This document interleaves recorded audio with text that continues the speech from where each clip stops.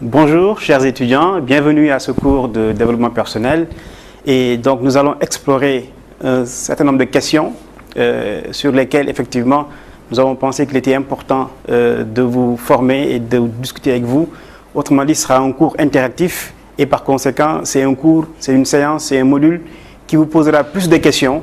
Il vous appartiendra à vous étudiants, évidemment, individuellement et collectivement, d'apporter des réponses. Vous venez d'avoir le bac. Vous êtes jeune, vous avez 20 ans, 19 ans, 17 ans pour certains. Êtes-vous prêt à affronter l'avenir qui sera le vôtre? Êtes-vous prêt à affronter votre vie? Évidemment, on comprend que ces questions sont des questions décisives et par conséquent, il ne faudrait pas négliger la réflexion que chacun d'entre nous peut avoir par rapport à son avenir. On n'est pas jeune éternellement. Et effectivement, il est important par conséquent de bien se préparer pendant qu'on est jeune pour pouvoir affronter son avenir de la meilleure des façons. Et nous espérons que ce cours, ce module, ces séances de développement personnel vous aideront, n'est-ce pas, à mieux dessiner votre avenir et parfois à mieux l'affronter. Puisque là aussi, il est vrai que l'avenir se construit et évidemment, cette construction n'est pas chose aisée. Il faudra vous retrousser les manches, il faudra évidemment y aller, ne surtout pas hésiter et effectivement surmonter les défis qui ne manqueront pas de surgir tout au long de votre chemin. Vous venez, certains, pour la plupart d'entre vous, vous venez de lycée, vous entrez à l'université. La question qu'on peut se poser, c'est est-ce que l'école vous prépare bien à survivre et à prospérer dans un monde professionnel et dans une vie de tous les jours qui aujourd'hui de plus en plus sont régies par la complexité. Et par conséquent, on peut comprendre que de ce point de vue-là, il est important d'avoir une réflexion et surtout de chercher à bâtir et à construire cet avenir au-delà de ce que l'école peut faire. Maintenant, il est important de partir d'un constat, c'est que le monde a radicalement changé. Le monde d'aujourd'hui n'est plus celui de nos pères, n'est plus celui de nos grands-pères. Et si on se rappelle, si on regarde dans le rétroviseur, on s'aperçoit qu'au cours de ces 50 dernières années, beaucoup de transformations ont bouleversé le monde et ont fait qu'aujourd'hui, effectivement, la façon avec laquelle l'individu prépare son avenir n'est plus tout à fait le même. Il est important à ce niveau aussi de partir de ce principe, c'est que désormais, la stabilité, l'immobilisme ne sont plus de ce monde. La vie n'est plus un long fleuve tranquille, à supposer qu'elle l'ait déjà été, et par conséquent, ça signifie qu'il faut être prêt à affronter les vagues qui ne cesseront pas tout au long de notre parcours d'apparaître sur notre chemin. Il est important aussi de vous dire que le monde dans lequel on vit est un monde dans lequel la compétition est très vive. La concurrence surgit de partout. Cela signifie par conséquent, évidemment, qu'il faut être conscient de vos atouts, qu'il faut que vous développiez vos atouts pour pouvoir survivre dans ce monde. Par conséquent, il est important évidemment de pouvoir être conscient de ce niveau de compétition et de compétitivité par rapport auquel effectivement vous devez vous préparer parce qu'au fond évidemment dans le monde dans lequel on vit, n'est-ce pas, ne prospéreront, ne réussiront que ceux qui sont préparés à affronter cette concurrence. Maintenant, il est important évidemment de dire que non seulement le monde a changé, mais le monde continue à changer à une vitesse extrêmement rapide, à un rythme implacable. Et ce qui est sûr et certain, c'est que plus on avancera dans le monde, plus le rythme auquel le monde changera augmentera sans cesse. Et par conséquent, il est important encore une fois que vous, que nous tous, nous soyons préparés pour faire face à ces changements auxquels nous ne pourrons pas échapper. En tant que jeune étudiant, en tant que jeune bachelier, on peut ressentir de l'inquiétude, on peut être anxieux, on peut se poser des questions, ne pas avoir de réponse. Effectivement, la jeunesse, c'est aussi l'âge du questionnement et des interrogations. Mais il est important, évidemment, de savoir que ces questions que l'on se pose, cette anxiété qui parfois nous accompagne, est quelque chose de normal. Par conséquent, se poser des questions, c'est bien. Ne pas avoir de réponse également, c'est bien. Mais il est important, effectivement, d'être dans une démarche qui vous permettra, au fur et à mesure, d'apporter des réponses. Et par conséquent, ce qu'on peut dire, c'est que ce doute, cette incertitude qui vous habite et auquel vous n'échappez pas, quand vous vous interrogez sur votre avenir, ce doute, je disais donc, et cette incertitude ne disparaîtront jamais. Autrement dit, tant qu'il y a de la vie, il y aura du doute, il y aura du questionnement. Maintenant, il est important de faire en sorte que ce doute et cette incertitude ne vous ébranlent jamais. Autrement dit, que même dans une situation où on n'a pas la réponse, que cela ne nous empêche pas d'avancer et de faire face aux défis qui jalonneront notre chemin.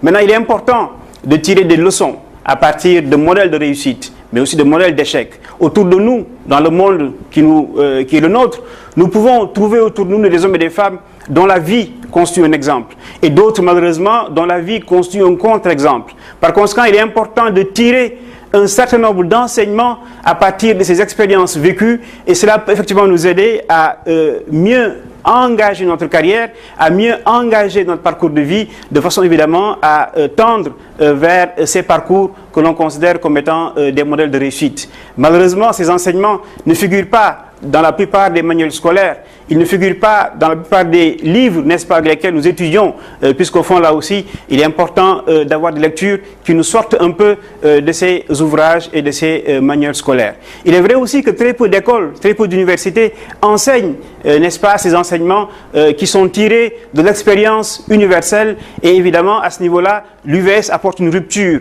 puisqu'au fond, ce cours de développement personnel a été mis en place par l'UVS pour vous aider effectivement à trouver des réponses par rapport à ces questions, mais également à vous inspirer et à tirer profit des expériences les plus réussies que nous pouvons identifier autour de nous.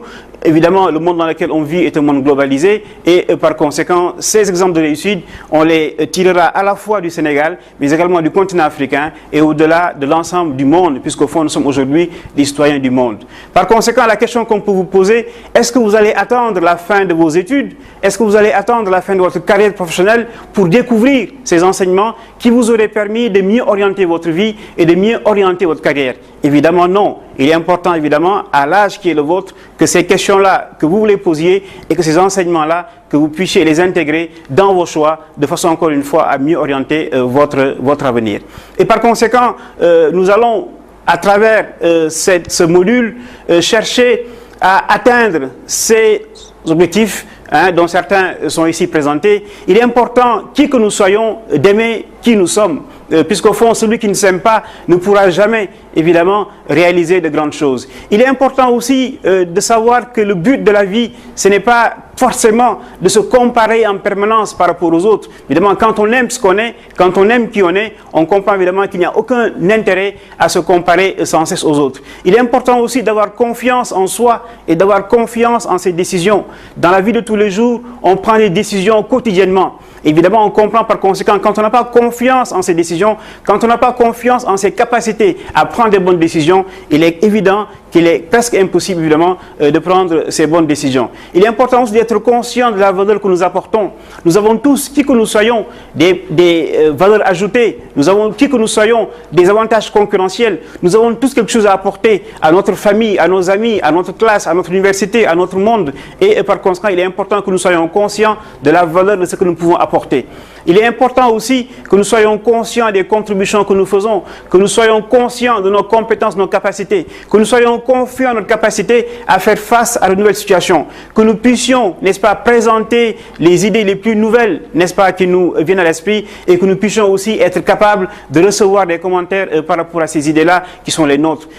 Il est important d'être confiant de ses capacités, de sa capacité effectivement à pouvoir présenter de nouvelles idées, à pouvoir recevoir aussi des commentaires. Nous sommes dans un monde évidemment où le débat doit être promu et où nous devons nous tous être en mesure de pouvoir, n'est-ce pas, faire face à un débat et de pouvoir aussi nous affirmer lorsque les circonstances l'exigent et de pouvoir dire non quand il le faut, d'être conscient de ses forces, de ses limites, de savoir aussi évidemment, vu que nous avons des limites, qu'il est parfois nécessaire de solliciter une aide, d'aller vers le monde qui nous entoure pour que effectivement les solutions nous viennent de ce monde-là. Il est important aussi de pouvoir percevoir les obstacles auxquels nous pouvons échapper comme des défis et comme des occasions par lesquelles nous pouvons nous perfectionner. En Chine, on considère qu'en réalité, il n'y a pas de différence entre menace et opportunité, puisqu'au fond, dans cette vieille sagesse chinoise, toute menace est source d'opportunité et par conséquent, il appartient à l'individu, à partir des menaces, évidemment, de les transformer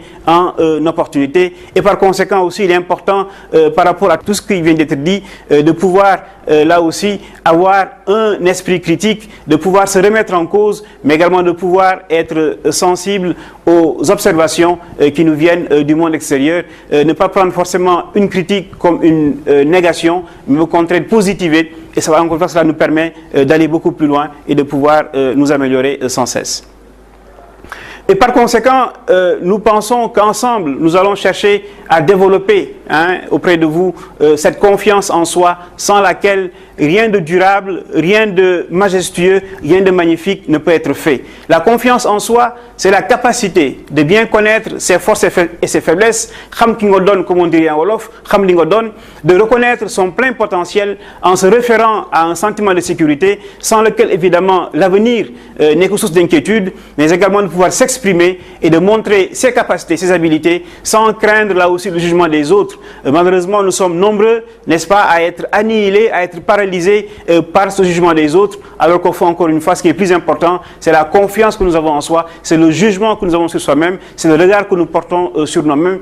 Et on comprend par contre que celui qui a cette confiance en soi est en mesure de surmonter tous les obstacles. Celui qui a confiance en lui, rien ni personne, n'est-ce pas, ne constituera pour lui un obstacle. Et par conséquent, évidemment, cette confiance en soi, on peut l'exprimer de mille et une façons. C'est la capacité à croire en ses capacités, c'est la capacité de se fier à soi-même, c'est la capacité d'être assuré de son potentiel, c'est la capacité d'être conscient de sa valeur, de ses capacités, c'est aussi le fait de savoir que quand on veut atteindre un but, on va y arriver, c'est le fait de savoir que les rêves ne sont pas faits, n'est-ce pas, que pour être remis au lendemain. Un rêve, un vrai rêve, on doit chercher à le bâtir. Il faut évidemment, pour terminer, avoir du culot, avoir de l'aplomb. Et par conséquent, nous allons, au cours de nombreuses séances que nous ferons ensemble, à travers des activités individuelles et collectives, chercher à développer auprès de vous cette confiance en soi, sans laquelle, évidemment, vous ne pourrez pas bâtir ce que nous appelons votre développement personnel. Donc nous allons ici rapidement